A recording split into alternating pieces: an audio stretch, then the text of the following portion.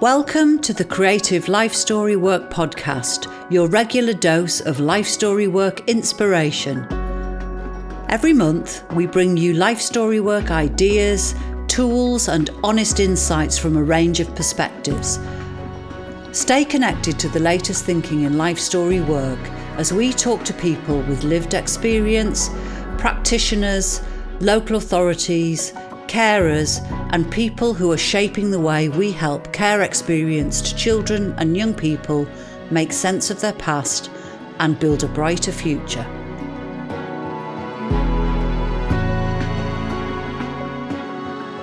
I am delighted to welcome into our podcast studio today Jessica Parker to consider how eating disorders develop, why they're often invisible, and how we can all play a role in supporting young people with care, consistency, and understanding.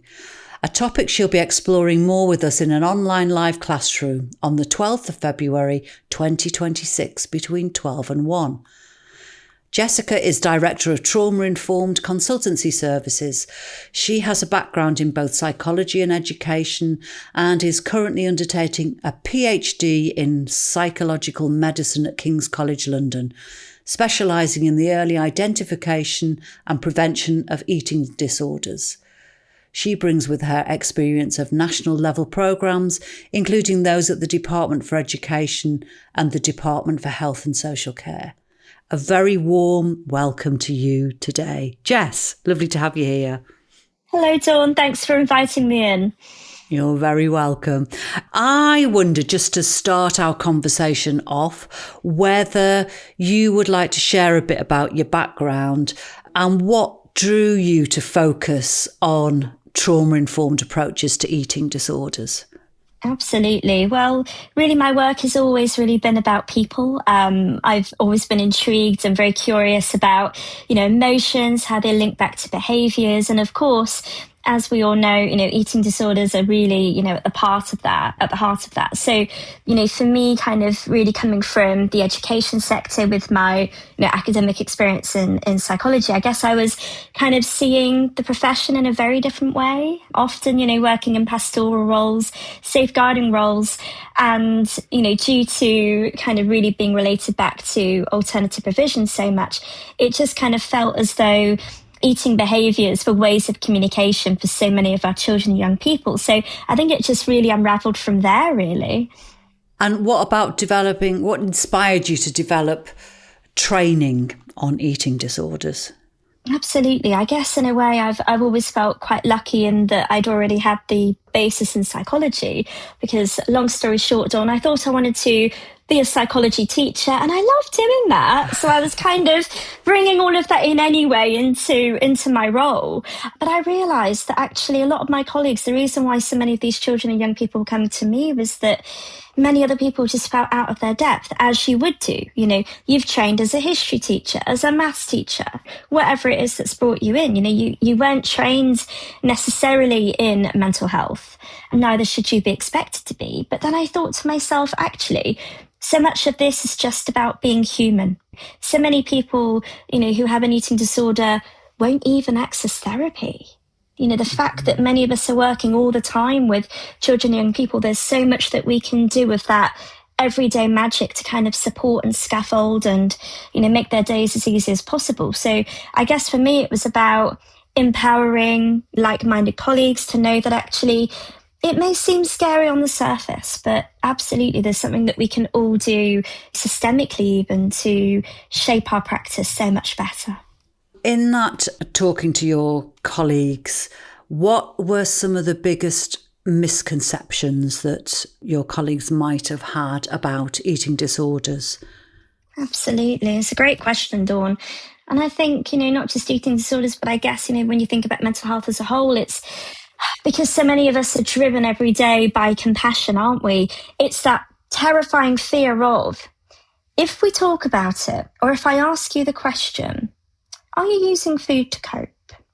Or, those kind of questions, that I'm almost going to give you the idea and you're then going to start coping in that way, which isn't the case. So I'd say that was one massive misconception that was fueling a lot of fear of what if we put our foot in it? What if our language is messy or complicated or, but ultimately, when someone, is at a dark point in their life, we can't make it any worse. We're not going to be, inserting thoughts or ideas into people's minds. So, I guess it kind of really comes back to that sort of bravery. But I think that was probably the biggest one. And almost that they just kind of felt as though they didn't have the skills, but of course they did. Rule number one is human connection. It's being human, it's being able to actively listen, thinking about, what brought a lot of people into their profession in the first place was to be there for children and young people, which is what they were doing already. When I was doing some reading of some of your articles, one of the things that you wrote, which I underlined, which says, eating disorders are rarely about food alone. And I wondered if you'd just like to dive into that a bit more for the people that we've got listening today. So food, weight, exercise basically become tools for survival. So it's a way and means of sometimes trying to reclaim control, to maybe express something that can't be spoken. And, a way of almost kind of thinking about how they might be able to bring calm in perhaps a chaotic situation.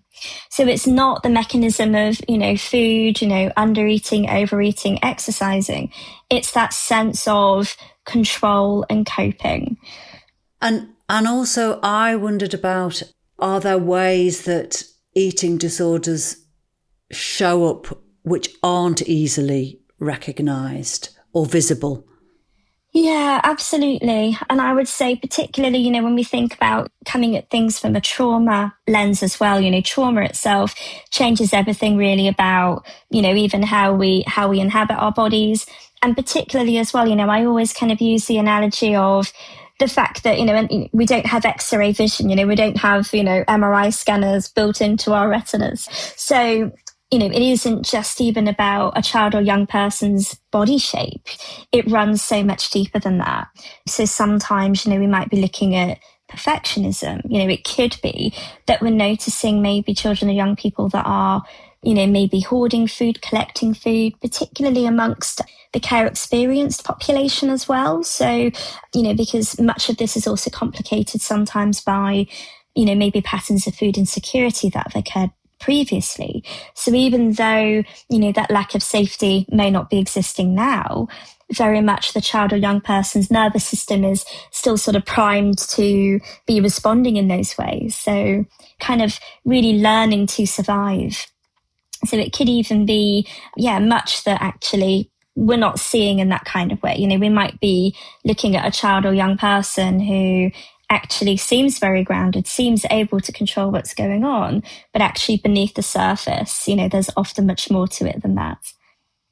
And you mentioned trauma-informed thinking then. So how does understanding trauma change the way that you might approach somebody who's struggling with food or body-related issues? Really, it's about working out, what are they trying to communicate to you? When we start to think about, kind of seeing things through that kind of trauma reform lens, we move away from that kind of punishment and shame. We're kind of really then thinking more about, some of the signals that are coming across, almost sort of communicating that food is safe now, you are safe now, almost in introducing other ways of potentially coping. And much of that, Dawn, really is just kind of what we do in our day-to-day practice for children and young people anyway. It's consistency, predictability, reassurance. When we think back to those basic building blocks of, trauma-informed principles, it's all there for us, I know a lot at Blue Cabin, it's those, the 6 pillars that we're constantly thinking about. What does that mean? How does it hold, how does it hold our thinking safe as well? Absolutely. It's like those micro moments almost, I sometimes call them, and thinking about almost dropping down, like our relational anchors, with the children, young people. I think what I kind of see through the trauma reform lens is that we don't have to be a therapist to change someone's life. Majority of people, whether it be you're a teacher, a carer, a youth worker, even a peer, if you can be that compassionate presence, so much of this can be addressed. So those real life interactions. I like micro moments though. I like that better. I'm going to have that. I'll gift that to you. And I was going to move into the language of that, of those everyday micro moments. And something else that I'd written down that you wrote was about language holding power. And I just wondered about if you wanted to say something about just like the impacts of the words that we're using in those micro moments that might help or hinder. Absolutely. That was a nice segue. You can tell you've done this before, Dawn. But yeah, I mean, language is powerful. Sometimes I look back at things that I've written and I think, did I write that? That kind of makes sense, actually. But yeah, I'd love to talk a little bit about that. It's definitely a huge area of passion. So do cut me off, Dawn, if it's too much. But never cut you off.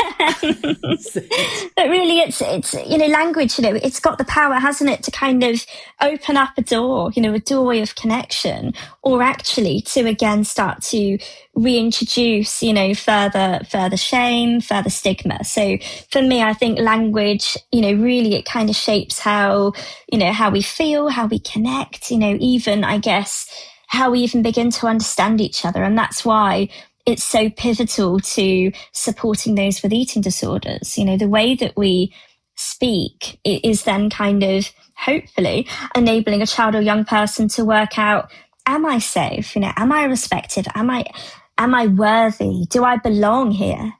When we often think about eating disorders, we describe it as like a friend or a foe. So in a way, it's a coping strategy, but also it's something that controls the person's life. So it's working out, am I willing to be able to share my coping strategy with Dawn? Is she worthy of that information? So, any language, around food, around weight, around appearance, that can land really deeply. And we won't mean to, we won't have the intention of re-traumatizing or anything like that. But even sometimes, like sort of well-intentioned comments like, you look well, that might land at a point when that child or young person has gone through a period of maybe practicing a food-related behavior to gain control. And inadvertently, we might then be reinforcing that cycle. So one of the really, really powerful things that we can do, and I think it's just a beautiful thing in life anyway, is to focus on the person's qualities, not their appearance. So I could show up here today and I could say, Dawn, I love the way you're hosting this podcast. You bring so much kindness to others. Or, I really appreciate how thoughtful you are. Maybe thinking more about those sorts of, affirmations help a child or young person to remember that they are of value to us. Again, my other favorite one is, are they using food or exercise to attention seek? No, they're not, So sometimes that has implications of choice, almost like I've chosen to use food or my weight in this way. I haven't, So we can reframe that as connection seeking, or is that, maybe a child or young person who actually maybe hasn't been noticed, who, is really sort of asking for our help. So I think sometimes when we're concerned, it's not about finding perfect words, is it? I think it's easy for us to sit here on the podcast today and chat about this so beautifully, but ultimately, as I said before, even if sometimes we accidentally do use, the wrong language, we've still tried to support that child with a connection, with a relationship.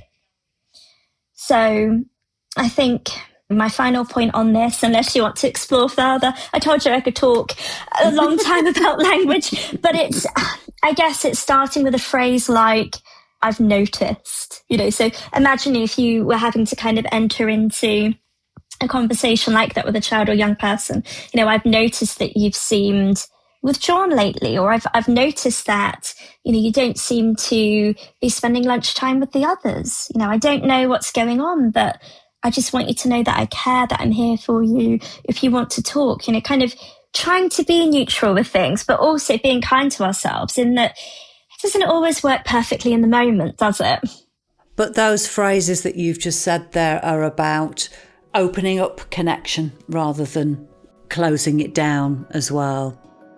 Let's go to a break so you can hear more about our Creative Life Story Work membership offer. We want people to gain more of an understanding about what it's like to be care experienced and to have a better understanding of what it actually means. Could creative life story work make a difference to the care experienced children and young people you work with? Maybe you're a social worker. I think we forget at our peril that actually telling a child the story of their early life is one of the most profound uses of social work power that we could ever operate. Perhaps you're a foster carer. You know, when they say it's all about the child, it's not, because our experiences, it's about the carer and the child. And it just gives a new angle to our relationship because we're learning about each other together. A Creative Life Story Work membership will give you or your whole team access to resources, including activities you can use in direct work with children and young people, training with life story work experts, and lots more. And I think a lot of our children are looking for meaning, looking for, well, why is it I feel this way when my friends don't? Why is it I get angry internally and my friends don't? The greatest thing we see is when we are able to say to young people, this is your story, this is about who you are. And then children towards the end say, it's not my fault that these things happened, but it is something that I can do something about. And once we have that, then we know we can move forward. Find out about our membership for individuals and for organisations on our website, creativelifestorywork.com. You have already hugely emphasised that we don't need to be specialists in order to make a difference. What are some of the practical ways that some of the people listening to this podcast, what practical ways could they provide everyday support? Yeah, it's a really great question. And I think, something that comes up an awful amount in my training, that I deliver regularly. Really, I think it comes back to our good old, and I know we love this, on this podcast, but it's thinking about attachment, isn't it? It's thinking about the basic pillars of our practice. So anything that we can do to support a child or young person to, again, feel that sense of connection. Brilliant, massive tick, okay? Depending on our role, it's also possible to maybe start to think about how we might start to rebuild safety around food, and really maybe thinking about that could be routines. It could be perhaps, trying to avoid, maybe sudden restrictions in their diet, anything that we feel, that we're kind of able to do in our capacity. Again, for others, depending on, your profession and, why you're listening today, it could be that we're then thinking about those sort of basic, and I say basic in the sense of, to us, professionally they're basic, but to the children and young people, they're hugely beneficial.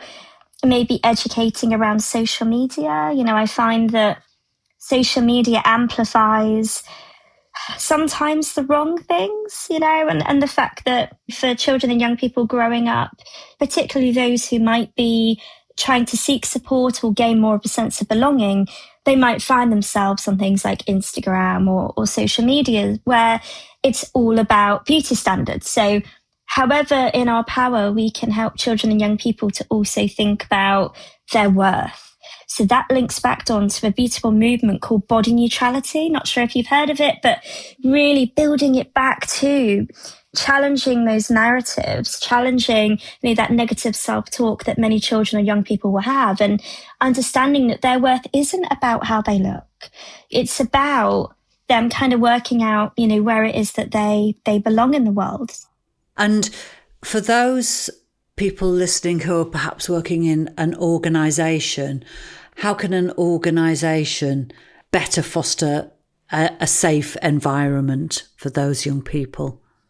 Absolutely. No, it's a really, really great conversation to have, I think, and something that I guess quite a lot of organisations kind of grapple with. And I think it's about unpicking, isn't it? Who are we as an organisation? How are we kind of really perceived by the children or young people? And I almost feel a little bit like, in a way, answering that question to an extent might mean that I end up doing the children and young people a disservice, because it's almost about us through conversations with the children or young people, thinking about what does safety mean to you? How is it, that we can provide for you? But I think, anything around removing shame or judgment around food, again, that often drives kind of disconnection in those moments. So if you are in a situation where, children or young people are accessing food, through you, avoid commenting on portion size, eating speed, those sorts of things. Try not to praise. I know that sounds really hard, but sometimes when we see a child or young person having a little bit of a breakthrough with their eating, we start to praise. So sometimes, that might start to kind of reinforce alternative behaviours. Emotional regulation is massive as well. Given what we were saying earlier on about thinking, about coping, can we maybe start to educate children or young people about other emotional regulation strategies that are out there? Maybe through modelling the model ourselves. So ensuring, that we've always got a warm, slow tone, that we're calm, that we're grounded, naming our emotions as well, thinking about breathing strategies, mindfulness, whatever it is that, we've been trained to kind of do around emotional regulation, that's going to be massive here. And I guess just engaging the whole network, in the sense of those whole organisation approaches. You mentioned before, Dawn, about, those kind of 6 pillars. How are those 6 pillars ensuring that, your particular community, your organisation actually is able to kind of have that predictable, sort of compassionate system of care? My final question for you today, if there's one key thing to take away that you'd like listeners to remember about trauma-informed support for eating disorders, what would that be? Connection heals. No child or young person is going to heal in isolation. They heal in a relationship. So, and that really is the very essence, isn't it, of trauma-informed practice. It's to be the safe person in someone's story. We often talk about how eating disorders, and again, I'll expand on this in the live classroom some more, Dawn. It's a very potentially isolating and lonely time for any child or young person who could have been keeping this secret for many years in some cases. So anything that we can do to demonstrate that actually we're now walking through the storm with them, they're not alone anymore. I think that would be my key thing, that there's always hope. And I think that's what kind of fuels me in my work, that every story of recovery, every moment of reconnection isn't because we fixed someone, it's because we understood them and helped them to see that there was another way forward. Thank you so much for our conversation today, Jess, and for underlining that we don't have to be specialists to make a difference. The way you show up, the language you use in those micro moments, as I've taken it already, just in everyday interactions, and how profound that can be. So thank you very much for your time today. Thank you for having me. Whether you're a foster carer, someone who has experience with the care system, or you work with children and young people, we hope this episode has given you an insight into how we can make life story work better for young people and how you can use it in your practice. If you'd like to find out more about creative life story work and more about Jess's live classroom on eating disorders on the 12th of February 2026, then please visit our website, creativelifestorywork.com, and you can find us on LinkedIn and Blue Sky at Creative LSW. Please do get in touch though with any comments or questions, as we'd really love to hear from you. And if your podcast app allows you to, please do leave us a review, as it really helps others to find our show. So until next month, bye for now.